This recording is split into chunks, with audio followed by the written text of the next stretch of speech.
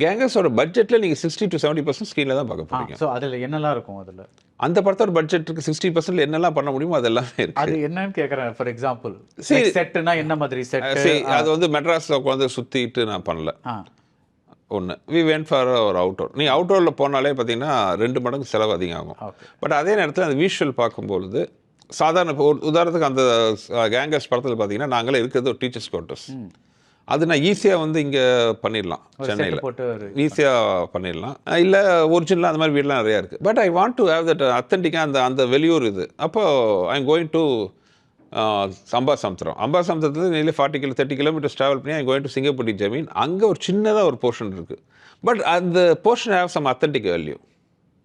அது ஈஸியாக இங்கே கிடைக்காதா? கிடைக்கும். பட் அங்கே அந்த போர்ஷன் ஒரு அத்தன்டிக் வேல்யூ இருக்குது. அப்புறம் அந்த அவுட்டோரில் போகும்போது ஆட்டோமேட்டிக்காக we feel connected to the movie. ஏன்னா இங்கே சென்னையில் ஷூட் பண்ணால் 6 மணிக்கு மேலே வீட்டுக்கு போனோம்னா நம்மளோட பர்சனல் பிரச்சனைலாம் வரும். அங்கே அவுட்டோரில் அது கிடையாது. 6 மணிக்கு முடிச்சு போனாலும் will be keeping thing. You have a very nice huge set.